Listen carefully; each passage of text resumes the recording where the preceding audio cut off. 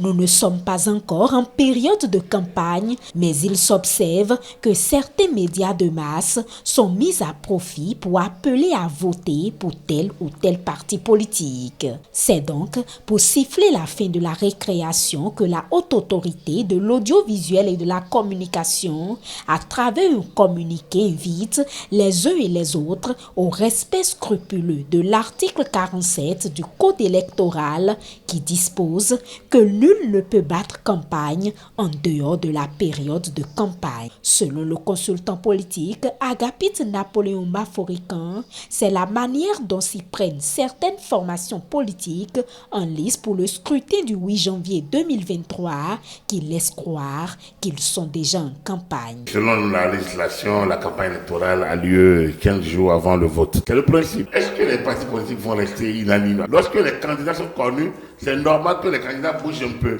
Logiquement, si je vais aller saluer mes parents au village, même s'il y a longtemps que je ne l'ai plus fait, saluer le président à la sortie, faire action de grâce, tout ça n'est pas interdit a priori. Oui. Mais lorsque, subitement, les médias relèvent, vous êtes le métronome, c'est vous qui organisez tel tournoi, là c'est devenu suspect.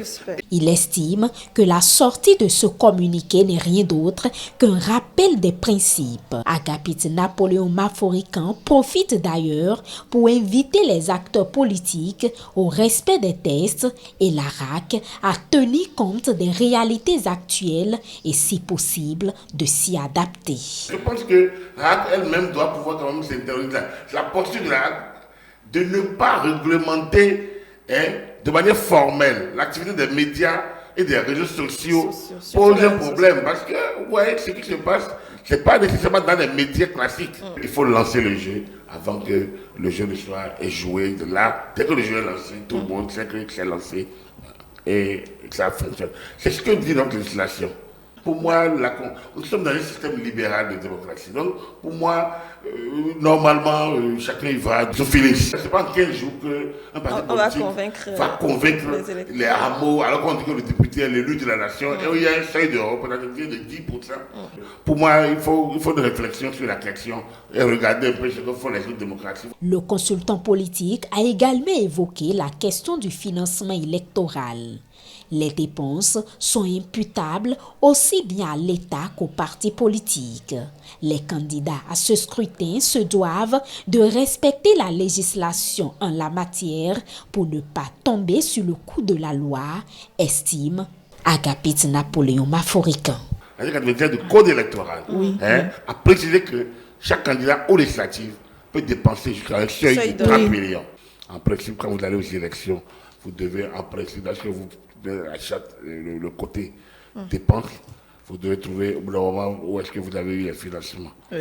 Parce que le financement occulte, le financement par le blanchiment, le financement par tout moyen peut être nuisible au parti. Personne ne va aux élections avec son traitement mensuel. Personne.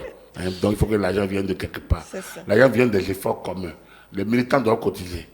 Donc, les militants doivent cotiser. Maintenant, il y a des bonnes volontés.